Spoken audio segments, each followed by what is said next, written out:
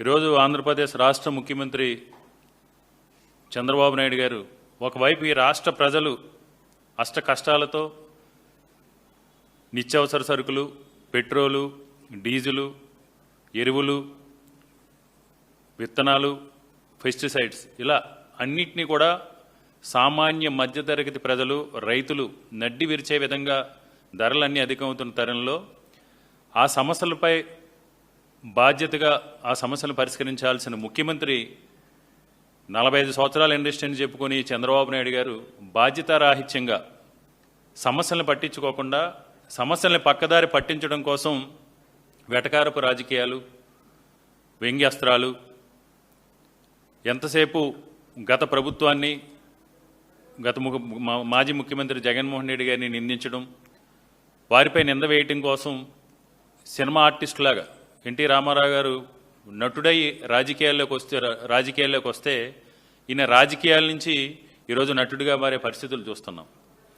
ప్రతి అడుగులోని ప్రతి నెల 1వ తారీఖు వచ్చిందంటే గత ప్రభుత్వ హయాంలో సూర్యుడు ఉదయించడానికంటే ముందుగానే వాలంటీర్లు వెళ్ళి పెన్షను అవ్వాతాతల చేతుల్లో పెట్టి వారి ముఖాల్లో ఆనందాన్ని నింపి ఆ కుటుంబాల్లో వెలుగును జగన్మోహన్ రెడ్డి గారు తీసుకొస్తే ఈ మహానుభావుడు ప్రతి నెల 1వ తారీఖు వచ్చిందంటే ఒక కొత్త స్కిట్టు, ఒక సెటప్, ఒక కెమెరామెన్ను, ఒక సెట్టు ఏ విధంగా చూస్తున్నారో చూసాం. ఒక నెల ఒక కిల్లి బడ్డీకి వెళ్తారు. ఆ కిల్లి బడ్డీకి ఈయనకి వెళ్ళే సమయంలో ఆ రోడ్డు మొత్తం ఖాళీ చేసి జనాలు ఎవరో లేకుండా చేస్తారు. ఇంకొక రోజు చెప్పుల షాప్కి వెళ్తారు. ఇంకొక రోజు కూరగాయల వ్యాపారి దగ్గరికి వెళ్తారు. ఇంకొక రోజు మనం ఒక రోజు చూసాం ఎక్కడో ఆయన వీధంతా సీఎం ముఖ్యమంత్రి ఇలా ముందు వీధిలో నుంచి నడిచి వెళ్తూ ఉంటే ఒక చెత్తబండి ఎదురవుతూ ఉంటుంది. అంటే ఇవన్నీ కూడా ఆయనకున్న సినీ పరిచయాలతో చేతగాక, ఈ రాష్ట్రాన్ని పరిపాలించడం చేతగాక, ఎన్నికలకు ముందు ఇచ్చిన సూపర్ 6, సూపర్ 7 హామీలు ఇవేటిని కూడా అమలు చేయలేక, ఎన్నికల ముందు ఏ విధంగా అయితే అబద్ధాలతో, అసత్యాలతో ప్రజల్లో ఉన్న ఆశావాదాన్ని అవకాశంగా తీసుకుని ప్రజల్ని మభ్యపెట్టి మోసగించి అధికారంలోకి వచ్చిన తర్వాత కూడా అదే అబద్ధాలు, అదే అసత్యాలతో, అదే మోసపూరిత ప్రకటనలతో పబ్లిసిటీ పిచ్చితో, పబ్లిసిటీ పీక్స్, పెర్ఫార్మెన్స్ వీక్లా ఈరోజు చంద్రబాబు నాయుడు యొక్క పరిపాలన సాగుతూ ఉంది.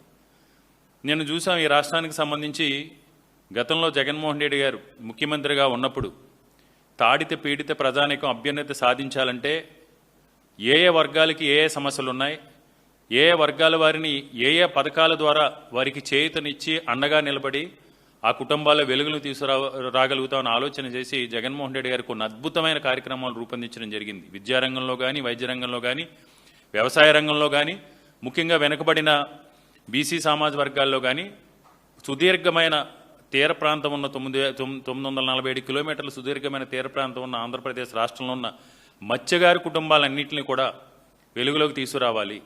ఈ మత్స్య సంపదని ఉపయోగించి ఆ కుటుంబాలని ఆర్థికంగా, సామాజికంగా అన్ని రంగాల్లోనూ కూడా మత్స్యకారుల భవిష్యత్తుకి మనం బంగారు బాటలు వేయాలనే ఉద్దేశంతో ఆ రోజు జగన్మోహన్ రెడ్డి గారు మత్స్యకారు భరోసా లాంటి అద్భుతమైన కార్యక్రమాలను తీసుకురావడంతో పాటు డీజిల్ సబ్సిడీ కావచ్చు, ఈ మత్స్యకారు భరోసాతో వాళ్ళని ప్రోత్సహించడంతో పాటు ఇన్సూరెన్స్ను కూడా గతంలో మత్స్యకారులకు సంబంధించి ఇన్సూరెన్సు గత ప్రభుత్వాల్లో 5 lakhs రూపీస్ ఇన్సూరెన్స్ చెప్పి వాటిని అమలుకు చేయకపోయినా జగన్మోహన్ రెడ్డి గారు 5 లక్షల రూపాయలు ఇన్సూరెన్స్ను 10 లక్షల రూపాయలు చేసి ఎక్కడైనా మత్స్యకారు సోదరులకు సంబంధించి చిన్న ఇన్సిడెంట్ జరిగినా సరే జగన్మోహన్ రెడ్డి గారు ఒక మంచి హృదయంతో, సేవాభావంతో వారికి వెంటనే ఆదుకునే సంఘటనలు ఎన్నో చూసాం 2019 నుంచి 2024 వరకు.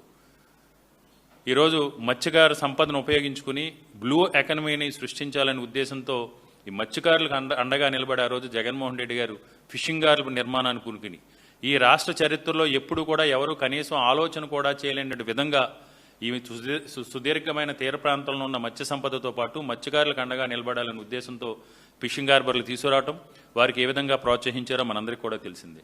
కానీ ఈరోజు చంద్రబాబు నాయుడు గారు నేను చూసాం, ప్రస్తుతం ఆంధ్రప్రదేశ్ రాష్ట్రంలో చేపల వేటకి సంబంధించి నిషేధం కొనసాగుతూ ఉంది. అంటే పిల్లలు ఏదైతే డెవలప్ అవుతాయో ఆ టైంలో కొంత విరామం మత్స్యకారులకు సంబంధించి వేటకు సంబంధించి విరామం ఉంటుంది. ఇలాంటి తరుణంలో నిన్న కావలి దగ్గర చంద్రబాబు నాయుడు గారు ఒక స్కిట్ ఒక డ్రామా కంపెనీ లాగా ఒక హట్ అవుట్ వేయించి తీర ప్రాంతంలో చంద్రబాబు నాయుడు గారు నేను చేపలు కొన్నారు. అంటే ఈయన డ్రామాలు ఏ రకంగా ఉన్నాయంటే ఏదో రకంగా ప్రజలను తప్పుదో పట్టించడం కోసం మనం ఇక్కడ చూడొచ్చు. ఒక ఎండలో మిట్ట మధ్యాహ్నం ఎండలోకి వేయించి ఆ నిషేధం కొనసాగుతున్న ప్రాంతంలో రొయ్యలు చేపలు ఎక్కడి నుంచో తీసుకొచ్చి ఆ చేపలు ఆయన పర్చేజ్ చేసినట్టు వంట కూడా ఏ విధంగా అద్భుతంగా చంద్రబాబు నాయుడు గారు విజనరీ.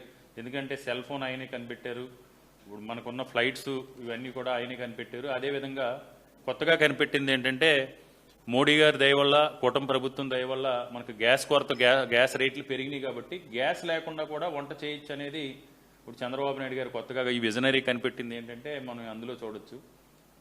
ఎలాంటి వేడి లేకుండా, ఎలాంటి మండ లేకుండానే చేపల పులుసు, చేపల ఫ్రై, ఇది ఈరోజు చంద్రబాబు నాయుడు గారు చేస్తున్న డ్రామాలు. మేము ఒకటే డిమాండ్ చేస్తున్నాం, చంద్రబాబు నాయుడు గారు ప్రజలు మీకు ఒక మ్యాండేట్ ఇచ్చారు. మీరు అబద్ధాలు చెప్పారో, మోసం చేశారో, లేకపోతే సూపర్ 6 అని, సూపర్ 7 అని, ఆడబిడ్డనిదని, మత్స్యకార భరోసా అని, నిరుద్యోగ భృతి అని, ఇంటింటికి 3 సిలిండర్లు ఫ్రీ అని, తల్లికి వందనం ఎంతమంది ఉంటే అంతమందికని, పెన్షన్ సంబంధించి సూపర్ 6 అని హామీలు ఇచ్చారో అధికారంలోకి వచ్చారు. ఈరోజు మీకు పరిపాలించడం చేత కావట్లేదు, మీ హామీలు అమలు చేయడం మీకు అంతకంటే చేత కావట్లేదు. అన్నిటికంటే కూడా ముఖ్యంగా మీరు మతిమరుపో లేకపోతే ఇంటెన్షనల్గానో ప్రతి చోట కూడా ఈరోజు ప్రజలు ఎక్కడికి వెళ్ళినా సరే, ఏ మీటింగ్లోకి వెళ్ళినా అది సంక్షేమ పథకం రిలీజ్ సంబంధించిందైనా, ఒక ఇండస్ట్రీ శంకుస్థాపన సంబంధించి అయినా, ఒక ఇండస్ట్రీ ఇనాగ్రేషన్ సంబంధించి అయినా, ఒక పెట్టుబడుల సదస్సు అయినా, ఎక్కడైనా పెట్టుబడుల సదస్సులు జరిగితే ఎవరైనా ఏం మాట్లాడతారంటే ఆ పెట్టుబడులదారికి మేము ఎలాంటి ప్రోత్సాహాలు ఇస్తున్నాం, ఏ విధంగా పెట్టుబడులు మేము ఆకర్షించాం, ఈ పెట్టుబడుల వల్ల ఆ ప్రాంతానికి ఎలాంటి మేలు జరుగుతుంది, ఆ ప్రాంతంలో ఎంతమందికి ఉపాధి కలుగుతుంది, ఆ ఉపాధి ఉద్యోగ అవకాశాలతో పాటు ఈ రాష్ట్రానికి ఏ రకంగా ఆదాయం వస్తుందని మాట్లాడుతున్నాం. కానీ ఈయన ఏమీ మాట్లాడట్లేదు.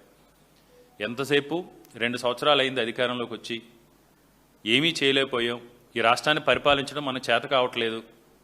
రేపు మళ్ళీ వచ్చేది అధికారం, ప్రజలందరూ కూడా జగన్మోహన్ రెడ్డి గారు చేసిన సంక్షేమం గురించి, జగన్మోహన్ రెడ్డి గారు చేసిన అభివృద్ధి గురించి చర్చించుకుంటూ ఉన్నారు.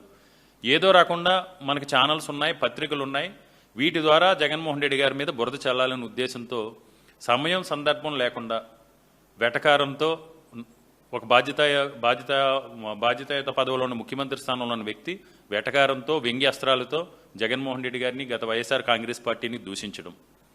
నిన్న ఒకవైపు తండ్రి ఏమో అక్కడ ఎలాంటి మనం చూసాం, గాడిలో వంట ఉండటం ఎలాగానే చూసాం. ఒకవైపు కొడుకేమో నేను ఇంటికి తీసుకొచ్చి మత్స్యకారులను తీసుకొచ్చి డ్రామా ఆడుతున్నారు. గతంలో మనం చూసాం మత్స్యకారుల బోట్లకు సంబంధించి ఏం జరిగిందో అనే పరిస్థితి చూసాం. పోలీసులు సీజ్ చేసిన బోట్లని ఎవరన్నా దొంగిలించడం అనేది హాస్యాస్పదం. పోలీసులు సీజ్ చేసిన బోట్లని ఏదో పోలీస్ స్టేషన్లనే దొంగిలించిన విధంగా ఏ విధంగా చేశారో ఆ డ్యామేజ్ని కవర్ చేసుకోవడం కోసం ఆయన నేనేదో రకరకాలుగా చంద్రబాబు నాయుడు గారు ఏ విధంగా మాట్లాడారు, ఎవడు అడ్డుకుంటాడు, ఎవడు చేస్తాడు, మన తీరం మన ఇష్టం అంటే జగన్మోహన్ రెడ్డి గారు గతంలో చెప్పారు. జుబుల్దిన్నికి వెళ్ళినప్పుడు మిమ్మల్ని అడ్డుకునేది ఎవరు, మీ హక్కుల్ని భంగం కలిగించేది ఎవరు, నేను మీకు రక్షణగా ఉంటానని జగన్మోహన్ రెడ్డి గారు వాళ్ళకి నమ్మకాన్ని, భరోసాని కల్పించడం జరిగింది. దాన్ని ఈరోజు ఈ స్కిట్ చంద్రబాబు నాయుడు మళ్ళీ కాపీ చేసి ఈ విధంగా మాట్లాడుతున్నారు.